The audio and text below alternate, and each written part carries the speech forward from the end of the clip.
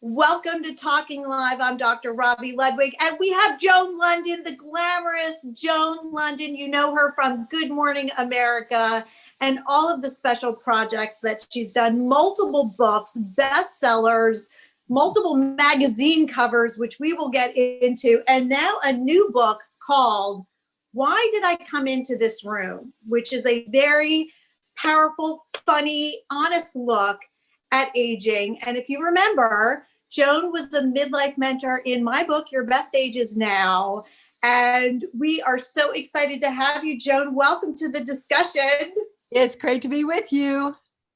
About aging. You wrote me a special note in here because, you know, our lives really have come together at different points in time. And when you read my book, which you were in, and you interviewed me on your Facebook Live show, you just said, oh my God, your book and my book are very similar. Yeah.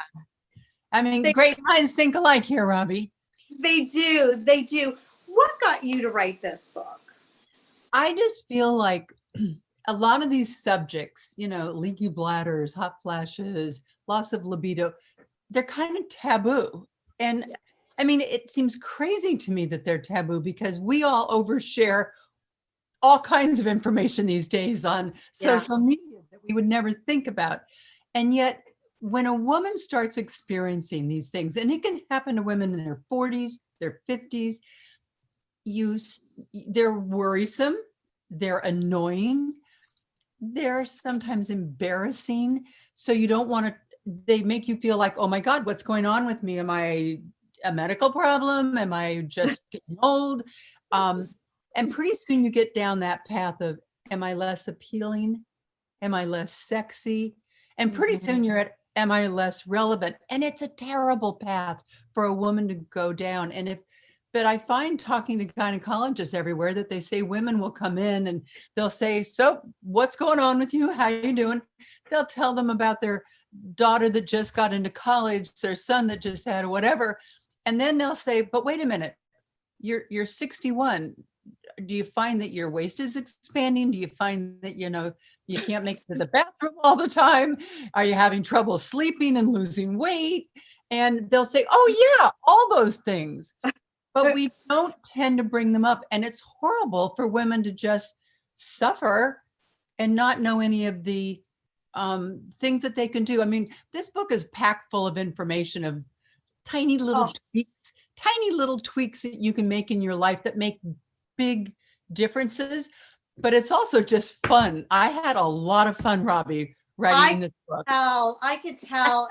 And you bring up such a good point that having a sense of humor is so important.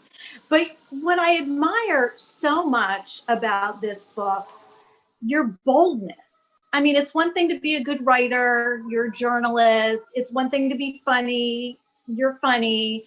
But to be bold and so honest, you are a trailblazer. You talk about things most women don't want to share because it's not considered sexy or it's a departure from these photoshopped images that people like to share. I mean, you've been doing this since you went bald on the cover of People, was it, with your cancer? Yeah. Surrogacy, marrying the love of your life during your 50s, and just you do things. What was it, 40s? I was in my 50s. I met him when I was 45, and it's hard to believe that he was only 35 at the time. But I remember it when I was interviewing you, Joan. For some reason, I remember our conversation so vividly, and that's, you know, speaks to what a powerful speaker you are. But you were like, listen, I was looking really good. And, you know, if I wasn't looking as good as I was, I couldn't have gotten the guy that I got. And I was like, you go, Joan, you go. You just said something important. As I was turning 39, I had never lost all the weight from each of my three girls. I was on the fast track work-wise, just overwhelmed really with, you know, trying to do everything and be everything to everybody. And I finally, I might have told you, I saw I don't know, maybe it was a Cosmopolitan or one of the women's magazines, and it had the Charlie's Angels. This tells you how long ago, Farrah Fawcett and all of them. And it said, fit, fabulous, and 40. And I thought, oh man, I want to be that. And I knew I was turning 39, and I said to myself, you got 1 year. Why don't you see if you can be fit, fabulous, and 40? And I took it on as like another job, but that means I took it seriously. My workout appointments, my appointments with my nutritionist were just as important as an interview with Henry Kissinger. And I really dedicated myself. And it wasn't that I was trying to be a size 6. It's that I wanted to be in control of my own energy level. Because at that point, my energy level, which was really low, was controlling me. And I remember I used to think, how can I add exercise in? I'm already tired all the time from running around. That's going to make me more tired. I didn't understand that as I started that, it was going to energize me, that I would come out of the gym like bouncing off the walls saying, come on, what next, baby? And if I hadn't gone through that, Robi, I don't know if I would be married to my husband today, because that changed me as a person. Not just the fact that I, was more fit and healthy, but even my attitude about life, what was available to me, opportunities that were available to me. It really changed me, and it changed the course of my life. And anyone can do it, and it's never too late to start. And that's part of why I wrote this book too, is just to say, okay, gals, let's just be honest here. I mean, that's why when I talked about losing weight, I think the chapter title is, why can't I lose weight like I lose my keys, my purse, and my sex drive? Yes, say it. I'm waiting for a magic pill. But you really touch upon some really interesting points in your book about this internalized message that we need to fight as women. And culturally, one of the reasons why I wrote my book is I started seeing myself going down this path. And we had a similar experience. I was talking to somebody interviewing for a job, and I was like, I felt like, am I too old for this job? There's something culturally that gets women to attack themselves via ageism. And there's this powerful psychoanalyst. I should share the book with you, Adam Phillips. Are you familiar with him? No. Oh, you'll love him. Share that. Yeah, I'll get you a book of his. He talks about how society is really designed not to make us feel good, but to humiliate us. And when you think about it, there's some truth there, that we have to fight against these images of aging that are not true. We don't highlight the strengths, and we get sucked in. At the beginning, when you start reading the book, you talk about your work with today, getting interviewed by a producer for a special you were doing, which I watched, by the way, and enjoyed very much, Joan. Thank you. And I was being sent out to be interviewed to publicize that series. And I was so excited about the series. It was like an incredible 5-part series that I did. And they set me up with this interview with the Hollywood Reporter. It was by phone, thankfully. And he sounded young when he answered the call, but I would never have thought he would have asked me that first question, which was this, and I opened the book with this. How is it going to feel, Miss Lunden, returning to early morning television as a senior citizen?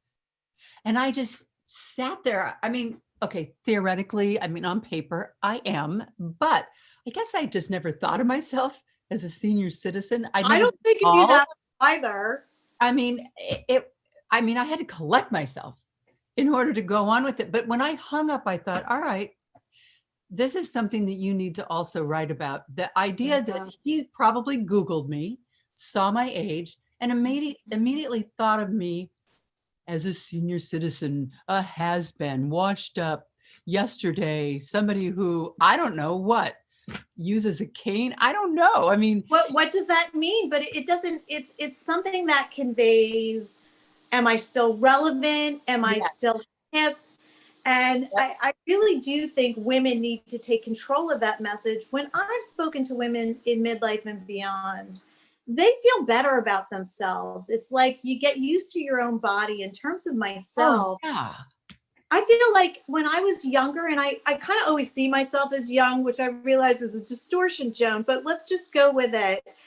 I always felt like I had to please somebody else. Like if Yeah. somebody else would accept me, then I could accept myself. And you get to your 40s and beyond, and you're like, you know what? They're just as misguided as I am.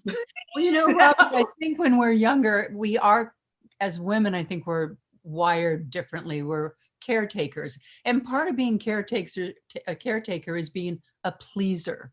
And part of that, I think, for a lot of women is making sure that we dress like how we think our husband will want us, or our girlfriend, or how we're always supposed to please everyone.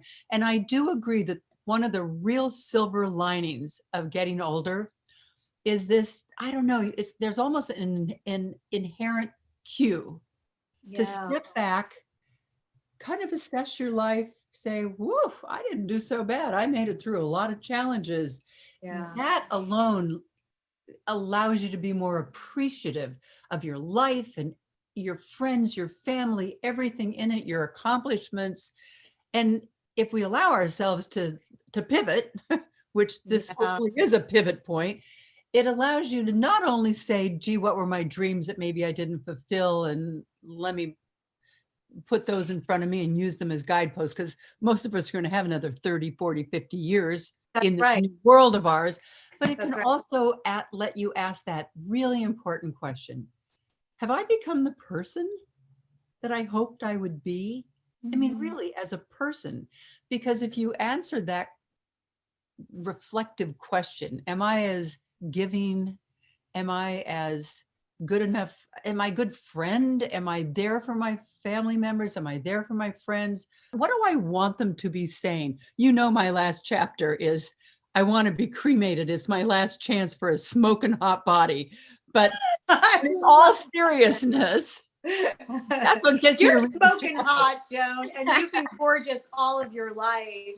But I ask people to think about what they want others to say about them in their eulogy. And if you want them, they're not just going to say she was a great journalist. I mean, what kind of person are they going to be talking about? Whatever it is that you hope they will be saying, that's why I think it's such an important exercise. You can work on that, like get to work, start working on it today. I mean, that's one of the things you said to me when I asked you, and you're in my resilience chapter. You said successful people do. They do. They engage. And that's how they get to be where they are. You talk about in the book this wonderful girls' trip that you had with your adult daughters. And I'm a big fan of Jamie's. I absolutely love her. And what a glorious person she is inside and out. So humble, really, given all of her talents and given who her mother is and all of that. But you describe a trip in Morocco that really changed the way you looked about aging. Well, we had gone out to the Sahara Desert, had a camel ride, and watched the sunrise on the Sahara. And on the way back, the drivers saw some sheep herders pulled over to the side of the road and called one over and asked if they would mind letting us go to their tent. There was this it was a big tent where they all lived at night. It was about 100 yards off the road, so that we could ask them about their lives. And they said, sure. We went in and there was this old weathered woman. Who knows how old she was, because she lived on the Sahara Desert. And so we sat around, we asked them about their lives. No calendars, no clocks, no nothing. I mean, they just lived their lives by the stars, the moon, the sun, the seasons. They moved when they knew they had to take that tent down, wrap it all up, put it on the back of donkeys. And then I looked at this woman, I asked her how old she was. She's like, what? She had no idea of her age. None of them did. They're born on the desert. There's no birth certificates. There are no calendars. There are no birthday parties.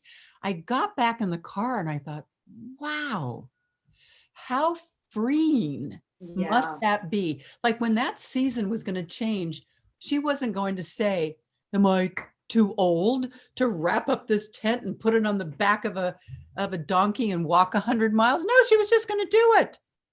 Yeah. And I thought, so liberating, right? so liberating, because another chapter I opened with the day that I put a little sundress on, and I looked in the mirror, and I, of course, said that old stupid qualifier, is this skirt too short for my age? I was on the way, of course, to Social Security to sign in. It's like, they know how old we are. We do our taxes every year. Why Right. did it take us? I thought of it as like signing up for old age. Like, okay, fine, I'm 65. And as I say in the book, I walked in and the woman behind the counter says, oh, just sign in here. I'll call your name. I was like, I don't want to have my name called in this room full of all these people. So I stood right there. Wouldn't it be so different though? And I read the statement, I don't remember where, that if we viewed aging like a video game and that each level we get to, Yes. it's like we're playing. And I have it in the book, because then you'd be like level 70. Boy, exactly. Because doesn't that sound kind of badass? Yes. And that's kind of how I approach aging, in part because I never really feel my age. And you speak to that as well. There's something about aging where we're kind of a certain age that we define ourselves by, or that we experience. I'm 45 in my head. I'm very immature. Something's wrong with me. I'm like 27, maybe. But I have a theory about that. Okay. And we might have discussed this on your Facebook show, that we kind of attached to the age when we felt youthful and independent. It's like attached to a really good time and memory in our lives. Would you say that's true for you? Yeah, because in my early 40s, that's when I really cleaned up my life, like I got fit, I got healthy, I added back in sports, I went and I climbed mountains, I climbed the Grand Tetons. I must say, at the top of the Tetons, I thought, what was I thinking? Like all these other people from my gym, they're in their 30s and their 20s. But you know what? When I got to the bottom and I was back in the parking lot there in Jackson Hole, I thought, wow, I just went so far beyond what I thought I could actually do physically and mentally. And if I did that in that little portion of my world, in my life, what other things could I do that I might not even consider possible? It was like just this mind-blowing, life expanding experience. You're very pragmatic, like in your approach. Like it's very like you have an experience and then you figure out how to apply it in real time in your life, and then you share the experience so other people can benefit. Yeah. Well, I'm a disseminator of information. I'm a sharer. I remember when my girls who are now in their 30s, they were maybe 10, 12. And my daughter, Lindsay, she had a bunch of her friends over, and they were in the family room, and they were talking about, for whatever reason, what their moms and their dads did. And all of a sudden, I hear dentist, I hear doctor, I hear lawyer. All of a sudden, I hear my Lindsay say, my mommy talks. I love that. Wait a minute, it's a little bit more than just talking. Yeah, you made it look so easy. But it's a share. That's really harder to deal with. And it's the issue of memory. And I certainly hear patients, and I often talk about it. I can't remember anything. I know for me, like I take sleep meds that make me a little groggy. I'm like, what day is it? Who am I? But it can be very scary when we notice ourselves. You talk about forgetting where you take your, where you left your keys, or putting two sunglasses on your head, which I've done, by the way. How about looking for your phone in the bottom of your car with, of course, the flashlight on your phone? We've been there. I do think that probably happens to everybody. But when you get to a certain age, you're like, oh my God, my memory, is it not working the way it used to? And it's scary not to be able to rely on yourself. Well, if you're in your 20s and you walk in the kitchen and you can't remember what you came in for, you don't think anything of it. But if you're in your 40s or your 50s or your 60s, you automatically think, is this the beginning of something bad? And the answer is probably not, because scientists have now learned that our hippocampus that stores memories and lets us recall words and things and names, they used to think it started shrinking in our 60s. They now know it starts shrinking at about age 30. And it starts shrinking. So there. Yeah, so there. But the good thing about it is that there are things we can do. We can strengthen that just like any other muscle in our body. Yes. Challenging yourself, possibly with new things, a new language, a new musical instrument, something that will really challenge your brain, because what that does is it creates new little neurons, but those neurons have to connect with the central system to really be able to help stave off cognitive decline. But if you exercise, aerobic exercise pumps up to your brain nutrients, oxygen, blood, and that creates neurons that are much better adept at connecting to the central system. So really, I mean, everyone's heard it a million times, but when it comes to cognitive decline and losing your ability to remember things, the secret fountain of youth is really in putting on your sneakers and going out there and doing aerobic exercise. And I have to tell you, when I learned that little bit of information, it changed the entire way I thought of doing my power walks and doing my workouts. Because all of a sudden I didn't think of them as trying to be a size smaller. I thought of them as keeping my memory going and keeping my cognitive thinking, in good shape. And all of a sudden it was like, go find my sneakers right now. I want to go out there. It totally changed my attitude about aerobic exercise. You have a label for this in your book called, be the CEO of your own health. Oh, and you bring an example up in the book regarding your cars, or how we approach cars. Oh yeah. You're driving down the street and that orange idiot light goes on. What do? Like, you can't take that car in fast enough because this is an expensive vehicle and I need it. And I don't want to have it break down. So like, we're so into getting that thing in. Well, that little mark on your arm that's changed and it doesn't look the same, that pain here, that maybe a little bit of blood in your stool or you're in your pee or whatever it is, those are the orange idiot lights. Yeah. And God only knows that this body of ours is way more important than the car. So don't just say, oh, it'll probably go away. And look, I've done this myself. We've all been there. Go away. So let's just wait and see. And, the other thing is that we have to be vigilant. The older we get, the more vigilant about our own self-care. And that means that you have to go and get that checkup every year. And, so many women even that I know only go to a gynecologist.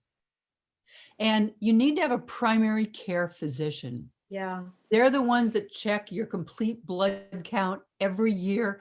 And knowing in health information, knowledge, that is the most important thing, because that's what lets you catch things early on. It's what lets you stay in front of serious illness and disease.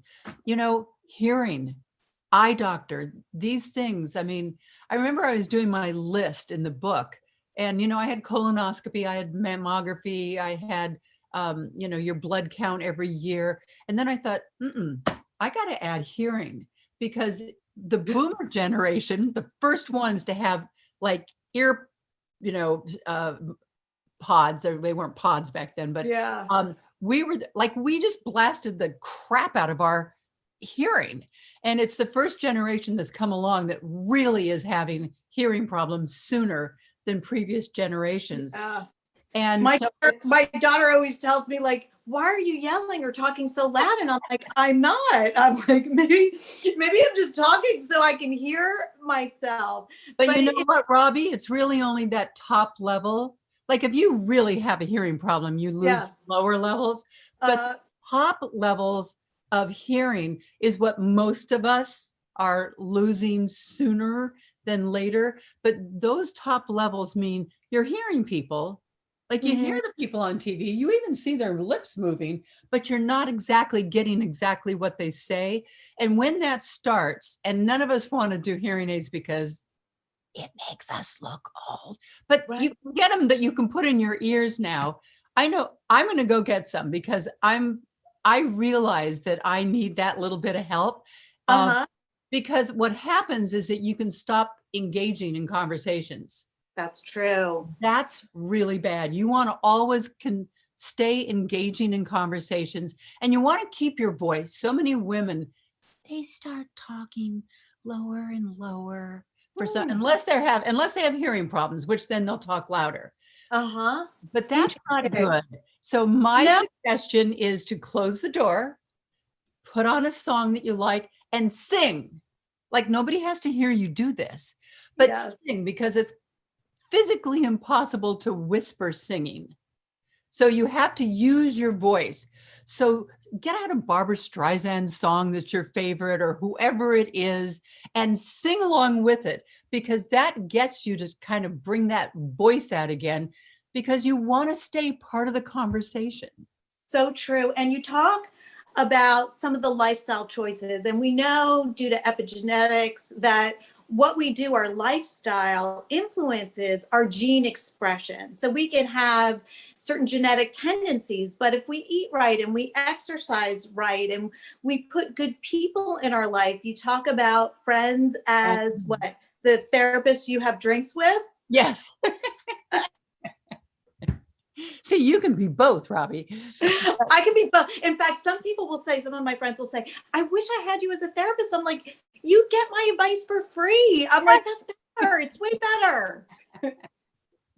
But friendships are so important. They say the three most important things to aging successfully are staying engaged, everything we've been talking about, our social connections, and having a sense of purpose. And having a sense of purpose doesn't mean you have to go volunteer at the hospital. It can be having a garden that makes you want to get up, get dressed, get outside and go pick those weeds and put some new seeds in. It can be something that keeps you feeling like you have purpose in life. But friendships, that is so important. And that doesn't just mean the one daughter that comes over and helps you out. It means friends. And if you don't have them, it's never too late to start making them. Join a book club. Join some kind of a senior group in your community where under normal circumstances, they'll come and send a driver, pick you up, and you'll all go to movies together or plays together. But find ways to have people in. How about old friends that you haven't talked to in maybe forever? Call them up, get a check-in with them, and you'll find they're like, oh my God, I haven't talked to you for so long. Tell me what's going on in your life now. But sometimes brand new friends that you make now that you're kind of in sync with, they can sometimes turn out to be even the best friends, because you have this like shared lifestyle right now. And one of the things I think I was just going to say, one of the things I think too that we've seen during this pandemic, although it's been restrictive in many ways, people are really thinking about who matters to them and what matters to them. And that's especially great for women in midlife and beyond, and probably for any point in one's life, to really stop and pause and think, what matters to me now? Who matters to me now? And they did a study and they found that a lot of people were kind of going back to old historical friends in an attempt to make meaning of their life, which I thought was so interesting. And it's also that's the silver lining, but it's also a silver lining at that point. I think I have a chapter called, Will It Really Matter in 5 Years?